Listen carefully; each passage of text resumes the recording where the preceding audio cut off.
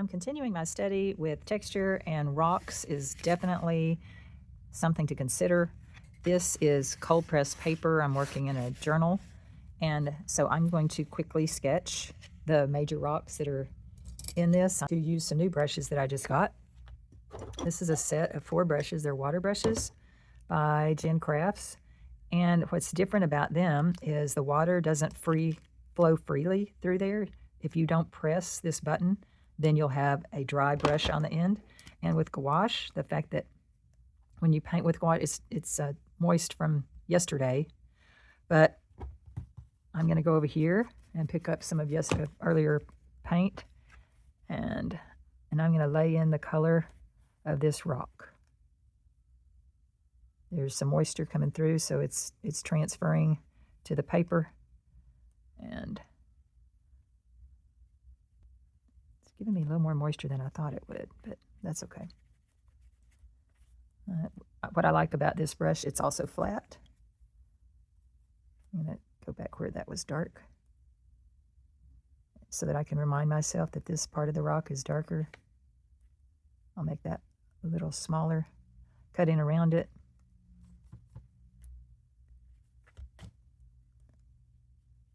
And this rock ends about right here. So base coat, kind of a tan color. Pay attention to where it shifts to a new rock. So this one's going to be grayer. Squeeze my brush a little bit, get some more water. This is going to be a lot grayer later, but I'm just putting in the shadows right now. And if you use a flat brush when you're dealing with rocks, chances are your rocks might read a little more rock-like, because you can drag your brush across it and get some linear streaks. So we shall see if that works. All right, this is a little oranger here. I'm just going to do the back side because there's a lot of light on this one. And I'm going to go back to my gray tone right here. This one's in the shadows somewhat, but it's darker on the back side. This one is really mottled, so I'm hitting the shadowy side first. And there is some shadow on it, so I'm going to come back with a little lighter tone for the cast shadow. Lighter tone for the cast shadow on that. There's a cast shadow here and up underneath. Okay, this shadow over here is really blue, so I'll lay my brush down a little bit more, get a little bit of texture. But all of this side, all of this side of the rock is going to be darker than this side because it's in shadows. All of this rock is in shadows. All of this rock is in shadows. And shadows. I'm just going to make it darker. If it's in shadows, I'm going to put it in shadows. And we'll come back and let it get back into the light later. So, all right. Squeezing a little here. Oops, that's too brown. Oh well. It's really dark back here. So.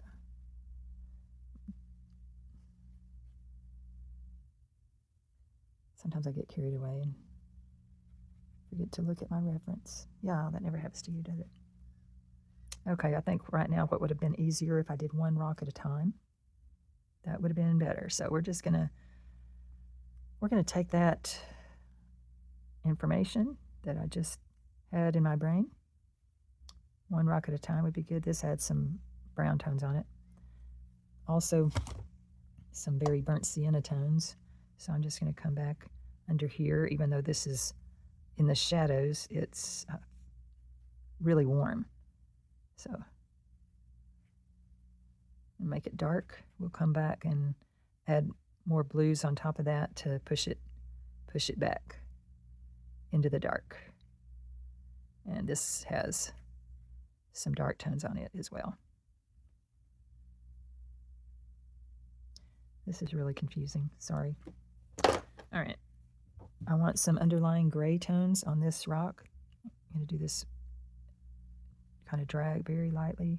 Drag where you see the directional facets, cracks in the rock. This one has a little crack going across this way, so do that. Do those facets all the way through the shadow.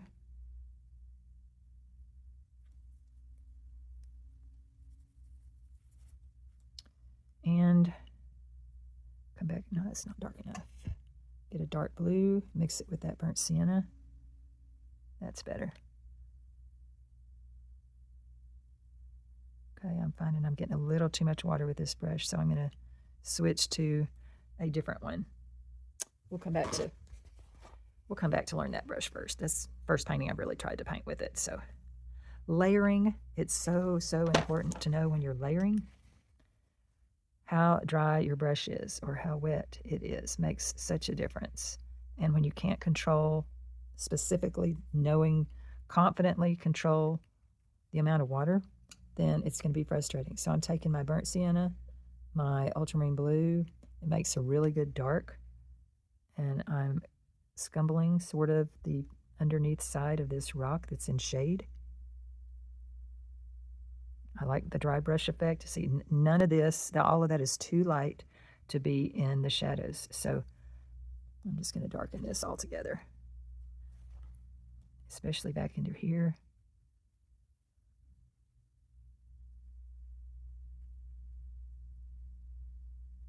It's too dry.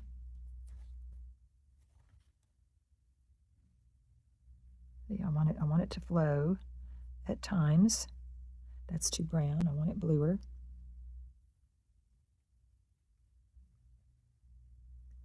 So it's this layering and scumbling that you get your rock face effect. I want it really dark back in here because it isn't getting any light. Pick up some more blue.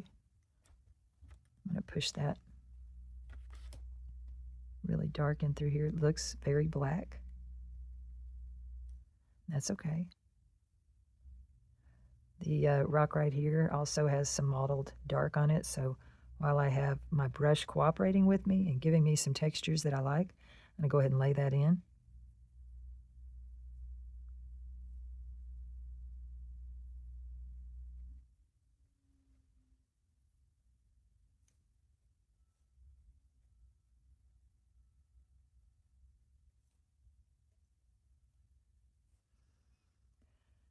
Okay, this hits another rock on this other side that's too light. The darks have to be, the parts in the shadow has to be darker than what's in the light. You can have some texture on what's in the light, but yeah, see, what's here's got to be a lot darker to push this forward. So I'm going to come back. I'm going to get some more black, mix it in with the dark blue, and I'm going to carve out the edge of this rock.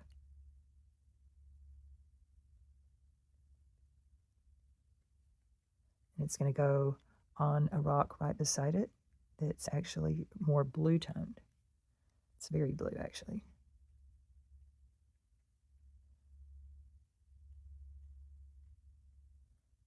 But you see how I can just drag my brush across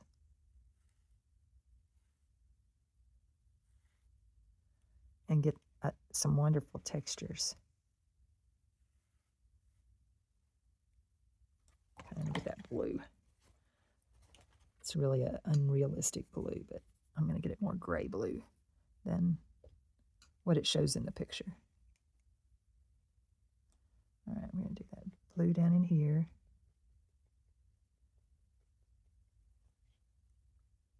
I just added water to my brush so that it would flow a little better as this rock hits the light.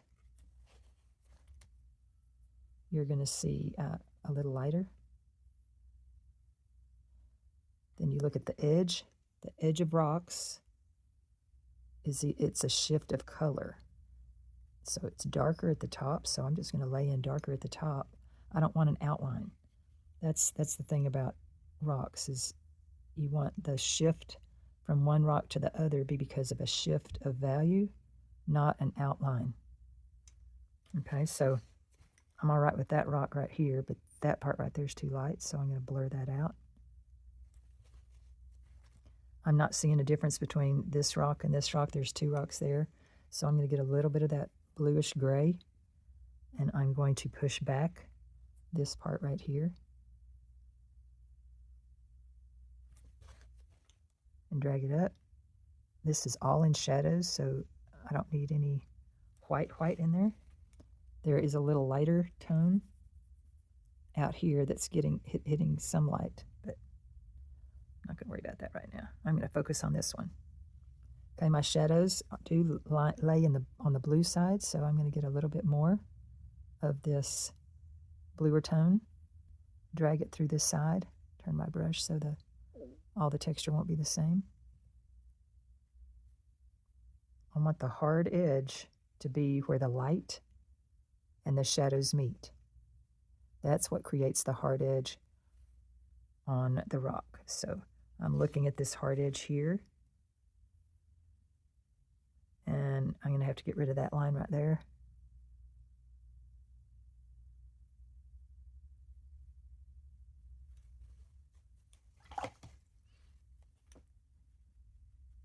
Joy of gouache, you can lift it off. That was not a great brush to do that with because it's so soft. I'll get a bit of, ooh, glad I checked it. That had a lot of black in it. Always check your brushes. All right, I'm going to take some white. There's a lot of white in this. That's too thick.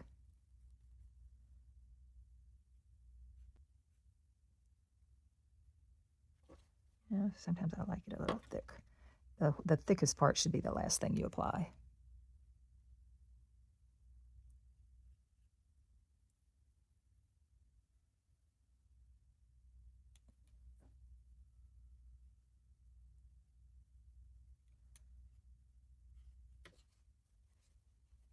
I want some gold tones, a little bit of that.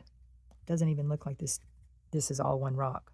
Doesn't look like this could be part of this rock because it's so different. So I'm going to have to create unity and a little harmony in there by adding some undertones of that other color. So I need to put some of that back in here. You see a little bit of it up along this edge. Barely touching my paper. All right, so now I want that a little lighter, so I'm going to mix in the white. Still might be too light, but if I don't have some of this color on some of this face of the rock, then it's not going to read that it belongs to it together. Some of that can be down under here. It just needs to be a darker tone.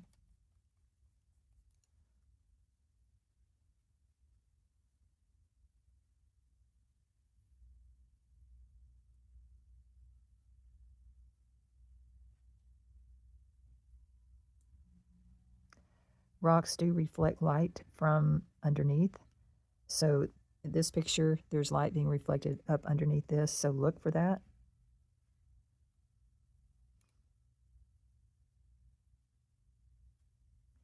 And when there's creases and crevices in the rocks, go ahead and embrace those imperfections, I guess you could call them. All right, and this rock bends around this way. Didn't really catch that the first time.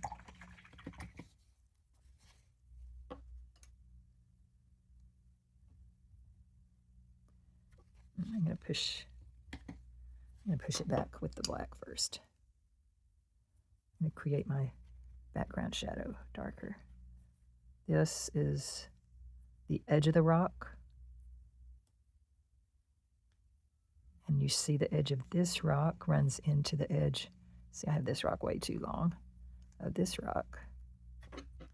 So just by learning how to paint the negative space around a rock to create the edge of the rock, that's a good practice. See, this will go up to the edge where it bends toward the light, and then the crevices can continue.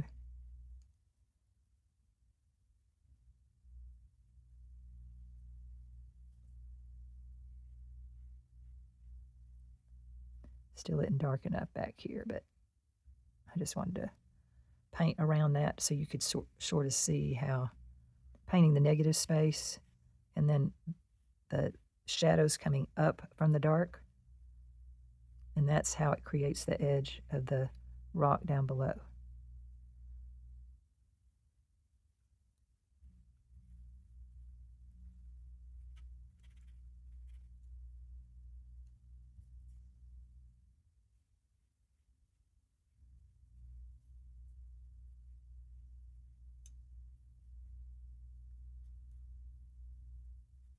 That is not the shape of that rock. Oh my goodness. Doesn't have to be exact. Well, it's not going to be exact, but that's all right.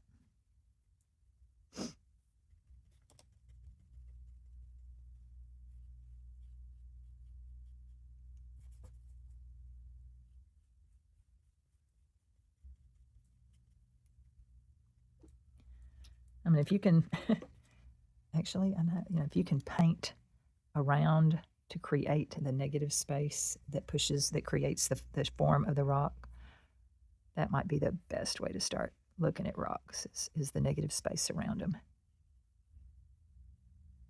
and how that creates the edge, their edge.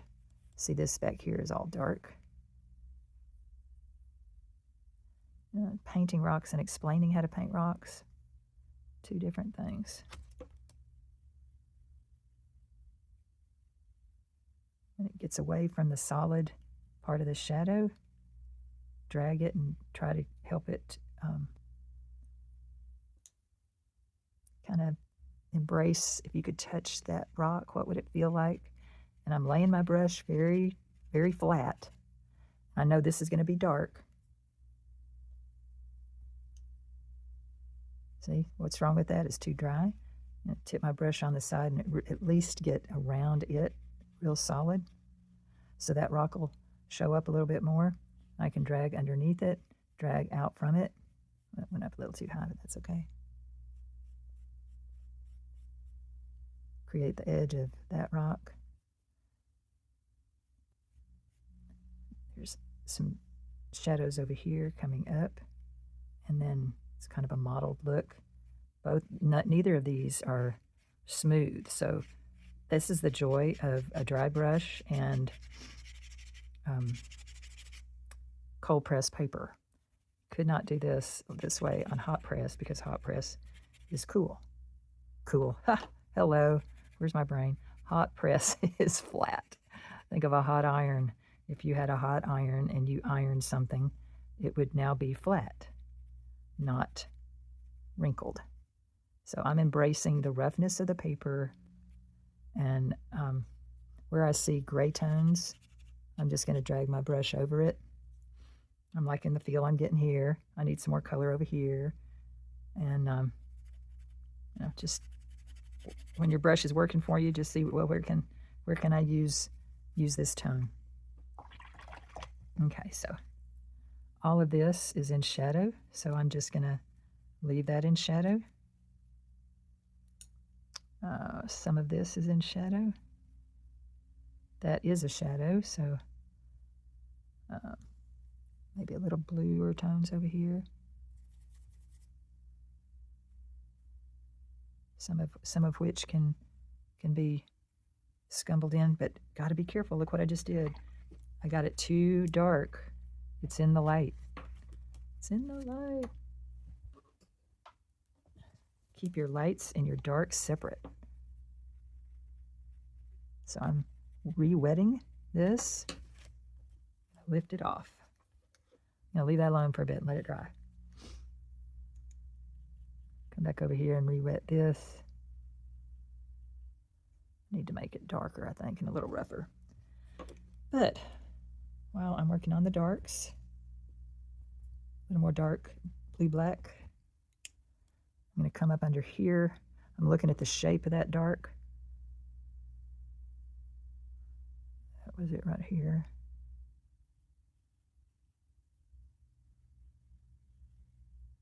Again, I'm forming that top edge of this rock down here.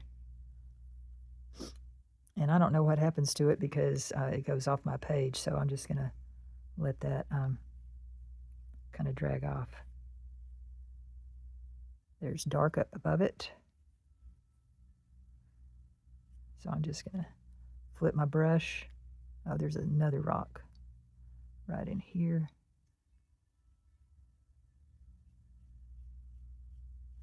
It's pretty blue in there. Didn't realize it was that blue. Too blue. Tone it down. All right, but there is a rock back here that is streaked, and I'll just let that kind of dissipate.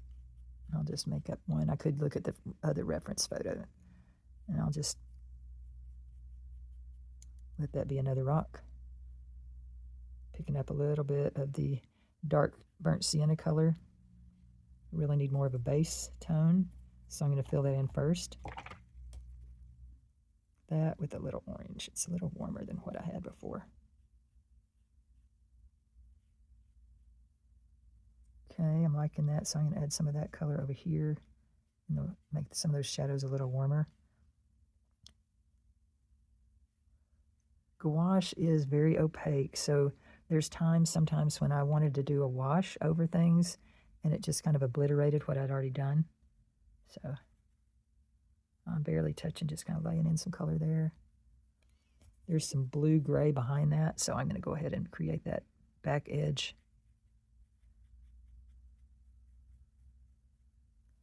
And this is darker.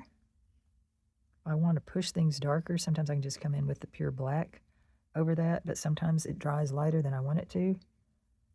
And that's when occasionally I'll pull out my watercolors and I'll glaze watercolor over gouache. And I didn't get the shape of that rock right. But who's going to know? Oh, y'all will know. That's all right. You'll forgive me. I hope. Okay, this one, it needs some color on it and some modeling. That has some other color tones on it. So does this. This has a little bit variation. This is more gray. So I'm going to pick up my gray and create that edge. And I don't really like those hard lines that I have there, so I'm going to cover that up with some more opaque white. Break those lines up.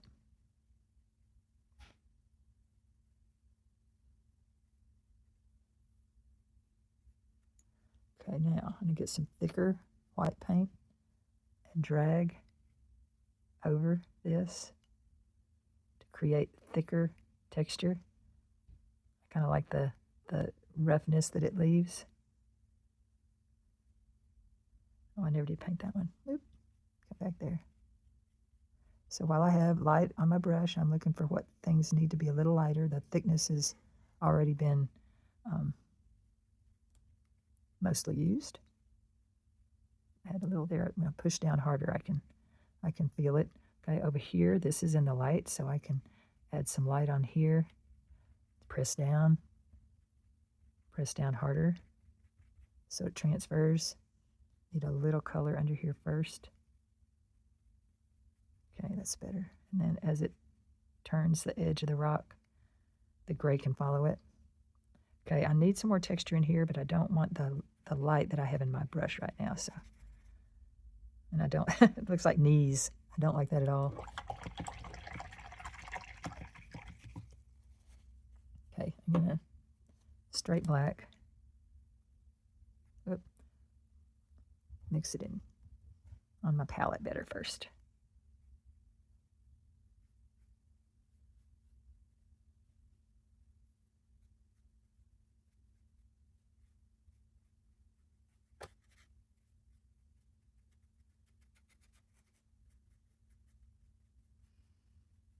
had to break that up. Can't be. When in doubt, go look at your photo. I could, but you see I'm not. I don't want them to look like rocks. I don't want them to look, rocks. I don't want them to look like potatoes. And there was a crease in there. There was darkness under here. It's a shadow that connected to there. There was shadows on the edge. A little darker in through here. Again, it's a layering.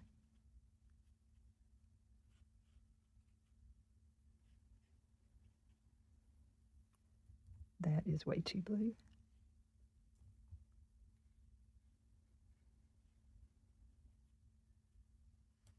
That's way too blue. That's not dark enough. So a glaze of gray. A glaze of gray.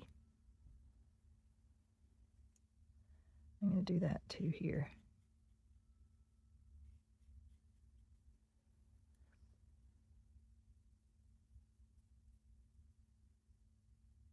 Oop, too thick.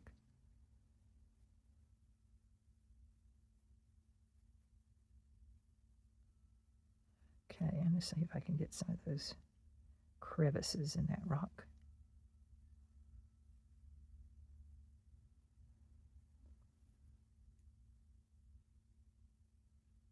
Need more gray for the shadow here.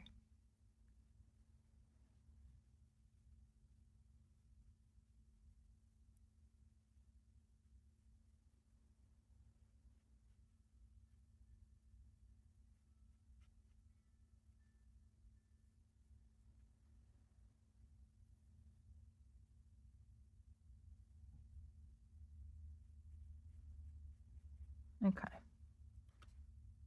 Well, that'll give you an idea of how to attack the rocks. A base coat, directional, keeping shadow color. See, this is actually too light. That's in the light and that's in the shadow, and they're the same. So I'm going to go get my this one. I'm going to just blur out some things that I want in the shadow. Glaze over. I want that in the shadow. This is in the shadow, so I'm going to pull that forward.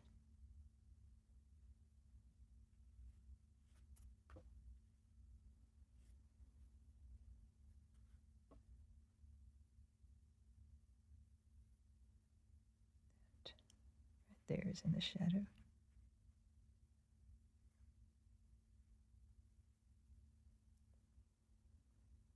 I definitely want to know what's in the shadow, what's in the light.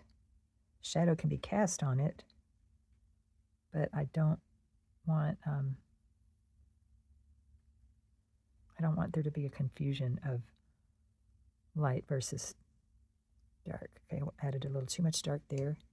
So I'm going to come back with the white, kind of like I did on this rock, and I'm going to add just hints of texture where the light would hit it. This one as well. The best thing you can do in a painting, well, one of the best, is keep your lights and darks separate. Lights and shadow separate.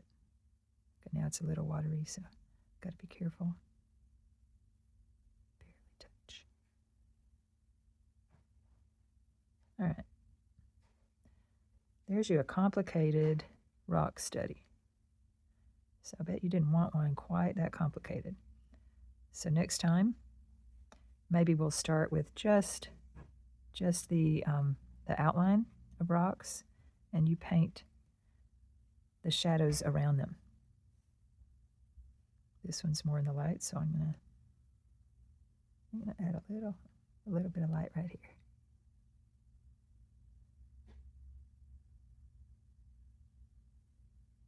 It's too thick. See, you don't want it that thick and globby.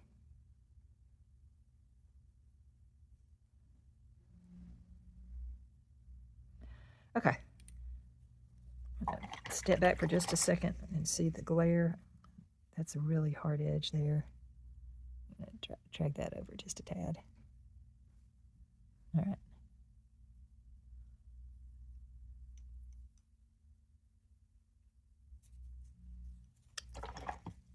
Okay.